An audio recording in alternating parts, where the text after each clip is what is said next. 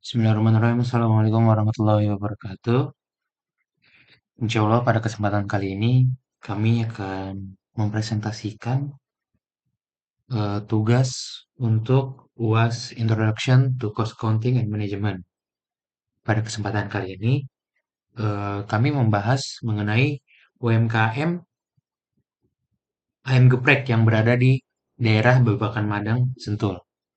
Sebelumnya kami akan memperkenalkan anggota dari kelompok kami. Yang pertama ada saya yaitu Refat Mukmin. Dan saya Fadil Muhammad Arif dengan NIM 2310102053. Saya Aryan Yuriski Rovansyah. Dan satu teman kami lagi yaitu Invero Hifafan. Oke, langsung saja kepada bagian yang pertama. Di sini kita akan mencari COGS-nya. Dapat dilihat dari data yang kita dapatkan, porsi ayam geprek yang terjual dalam satu hari itu ada sekitar 40 porsi. Dan harga per porsinya itu sebesar Rp12.000. Maka bisa kita kalkulasikan omset per harinya yaitu sebanyak Rp480.000. Itu adalah hasil dari 40 dikali Rp12.000. Lalu kita bisa mendapatkan omset per bulannya, yaitu 480.000 dikali 30, yaitu sebesar Rp14.400.000. Dan bisa dilihat juga di sini ada porsi yang terjual dalam satu bulan diperkirakan sekitar 1.200. Modal dari usaha ini yaitu sebesar 150 juta. Dan dapat kita lihat di sini ada direct material, itu yang pertama ada bawang merah untuk satu bulan eh, memerlukan sekitar kurang lebih total dari bawang merah itu sebesar Rp750.000. Kemudian ada bawang putih sebesar Rp300.000. Ayam untuk 100 ekor ada sebesar Rp6 juta. Kemudian beras 2 karung sebesar Rp1.300.000. Minyak sebesar Rp550.000. Tepung sebesar Rp450.000. Cabai sebesar Rp800.000. Gas LPG 3 kilo sebesar Rp132.000. Maka total dari direct material selama satu bulan yaitu sebesar Rp10.282.000. Dan jika dibagi sebanyak 30 yaitu total sebulan, maka perharinya memerlukan sekitar Rp342.733.000. Lalu kita bisa lihat di sini ada periodic cost untuk gaji. Dikarenakan ini adalah UMKM yang milik sendiri, maka tidak ada pembagian gajinya. Kemudian di fixed cost ada utilities sebesar Rp1 juta. Kemudian di variable cost ada yang pertama dapat dilihat tadi material cost itu dari direct material sebesar Rp10.282.000. Kemudian ada packaging cost sebesar Rp300.000. Terus utility cost sebesar Rp500.000 dan labor sebesar Rp1 juta. Maka total variable cost selama satu bulan yaitu sebesar Rp12.082.000. Kemudian untuk overheadnya ada utility sebesar 1 juta dan other ingredient sebesar 400.000. Maka total overheadnya itu sebesar Rp1.400.000. Maka dapat kita simpulkan di CWS ini bisa kita hitung dari direct material ditambah dengan direct labor, overhead, maka totalnya sebesar Rp11.682.000. Selanjutnya ke bagian BEP. BEP per unit itu sama dengan harga biaya tetap dibagi harga jual per unit dikurangi variable cost per unit. BEP-nya itu unitnya sebanyak 1.035, maka BRP totalnya sebesar Rp12.420.000.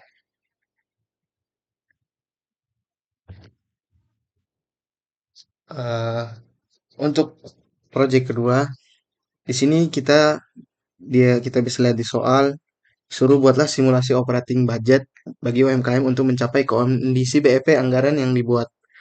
Nah, di sini yang pertama ada anggaran penjualan. Kita tahu penjualannya harga jual per unitnya itu 12.000, penjualan per unitnya 1.200.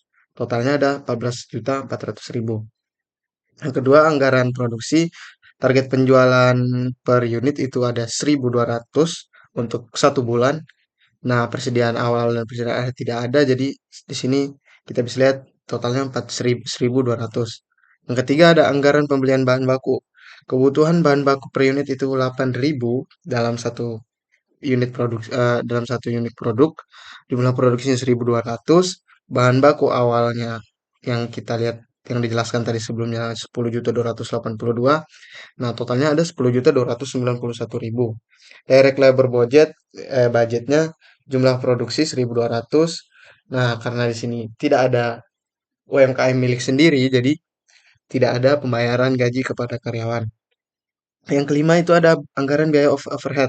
Jumlah produksinya 1.200, overhead per unit 1.167, maka dikali jadinya 1.400.000 dalam per satu bulan. Anggaran yang ketujuh, anggaran COGS, direct material, bahan baku, dan lain-lain, 10.282.000, overheadnya 1.400.000, totalnya di sini kita bisa lihat ada 11.682 untuk COGS-nya. Nah, di sini ada laba rugi, kita bisa lihat total penjualan per bulan 14.400.000, total HPP-nya 682, laba kotor yang didapat 2.718.000. Nah, ada biaya dikurangi biaya operasional 500.000 dan laba bersihnya jadinya 2.218.000 untuk satu produknya dalam satu bulan. Nah, di proyek ketiga ini kita disuruh jika UMKM ingin mendapatkan profit sebesar 20 juta per bulan, maka disuruh hitung unit produksi yang harus dijual itu berapa sih? Nah, profit yang dimau itu adalah 20 juta. Kita bisa lihat di sini ada fixed cost-nya 1 juta, contribution margin-nya 1.932.000 dan profit yang dimau 20 juta. Totalnya maka di sini untuk target penjualan dalam unitnya itu 10.871.000 rupiah. Nah, target penjualan dalam rupiah itu ada 10 juta. Target penjualan dalam unit ada 10.871, harga jualnya 12.000 per unit. Maka di sini target penjualan dalam rupiahnya adalah 130 juta 457.000. Nah, untuk selanjutnya proyek keempat akan dilanjutkan oleh teman saya, Yori. Nah, jadi di proyek keempat ini eh, berisikan soal jika pendapatan penjualan atau revenue UMKM sebesar 50 juta, hitunglah margin of safety UMKM dalam dua kategori. Yang pertama itu ada unit dan juga penjualan. Yang pertama dalam penjualan itu ada nah, satu 1,9 ya atau 1.980.000. Lalu di sini juga ada kategori kedua yaitu dalam unit sebesar 165 rupiah. Ini kalau dibagi menghasilkan harga produk ayam yang telah kita wawancara sebesar 12.000 rupiah. Lalu yang itu ada proyek kelima.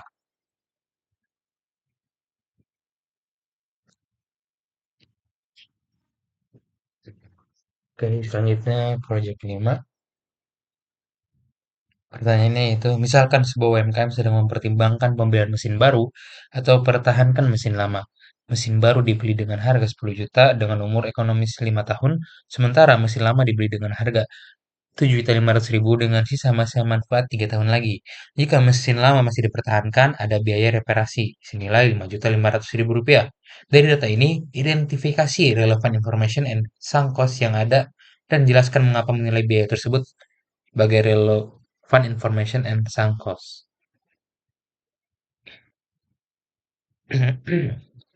Di sini bisa kita asumsikan untuk mesin baru ya tadi ada sebesar 10 juta rupiah.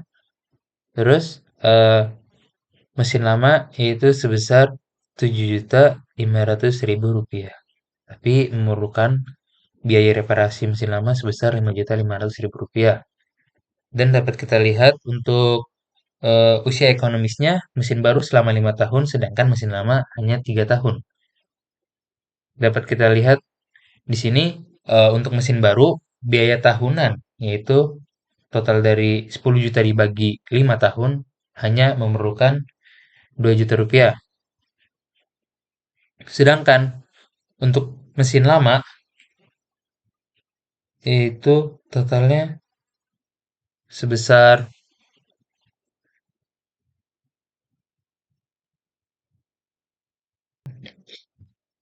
maaf tadi itu eh untuk mesin lama yaitu dapat kita jumlahkan 7.500.000 ditambah dengan 5.500.000 yaitu sebesar 13 juta dan dibagi 3 tahun.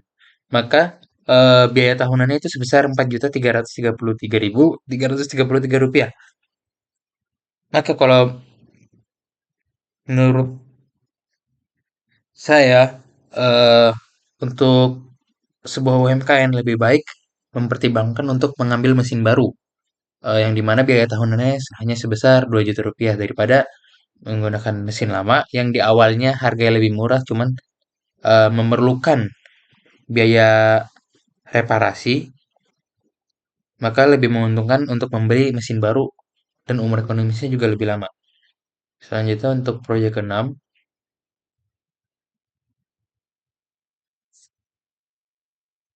akan dijelaskan oleh teman saya. Untuk proyek keenam di sini ada pertanyaan identifikasi langkah-langkah UMKM dalam menjaga kualitas. Nah, dalam menjaga kualitas produk UMKM tentunya butuh pengendalian mutu agar mutunya itu terjaga dan eh, kebersihan apa namanya mutu dalam produknya itu tetap baik, tidak ada penurunan. Yang kedua, yang penggunaan bahan baku berkualitas. Yang ketiga itu adalah inovasi produk. Kita bisa lihat di sini dan kualitas layanan, pelatihan pelayanan agar apa para agar pelanggan betah karena dengan pelayanan yang baik pasti tentunya pelanggan juga akan merasa senang. Kita bisa lihat di sini selanjutnya ada dua manajemen keluhan pelanggan, fokus pada pengalaman pelanggan. Ada biaya untuk menjaga kualitas layanan produk, biaya kegagalan internal dan biaya kegagalan eksternal. Ada biaya yang dikeluarkan dalam upaya menjaga kualitas produk? Tentunya ada. Kita bisa lihat di sini pengendalian mutu, training pembuatan ayam. Karena di sini UMKM-nya ayam goreng, jadi digorengnya itu bumbunya harus meresap dan tidak boleh ada tepung yang tidak masak setelah digoreng. Baru di sini ada pengendalian mutu, yaitu tadi bahan baku berkualitas, yaitu jumlahnya 600.000 karena bahan bakunya apa nama untuk pemesanannya itu beda untuk bahan baku yang berkualitas tidak bisa ditemukan di tempat-tempat pasar biasa. Dan jenis biayanya di sini appraisal cost, ada inovasi produk menambahkan menu baru seperti rice bowl karena kemarin pada saat kami wawancara kata ibunya tuh sekarang yang ramai tuh rice bowl orang lebih suka karena bentuknya yang simple dan sekali buang gitu. Jadi setelah makan langsung bisa dibuang. Jumlahnya 300.000 karena untuk rice bowl itu bungkusnya itu lumayan mahal. Di sini masuk jenis biaya appraisal cost. Yang ketiga, klasifikasi biaya tersebut dalam preferential cost, appraisal cost, dan internal firewall cost. Di sini sudah ada tadi yang saya sebutkan. Adakah pengalaman external firewall cost yang pernah dalam UMKM? Bagaimana cara UMKM tersebut mengatasinya? Jadi UMKM ini pernah mengalami internal failure ya karena akibat listrik mati yang tidak ada antisipasinya. Akhirnya ayam yang di dalam kulkas itu menjadi kurang seger dan akhirnya dibuang. Dan jumlahnya 1.500.000. Nah, di sini ada total biayanya preferential cost 2.500.000, appraisal cost 900.000, internal failure cost itu ada 1.500.000. Nah, mungkin ini saja presentasi dari kelompok kami. Semoga bermanfaat. Wassalamualaikum warahmatullahi wabarakatuh.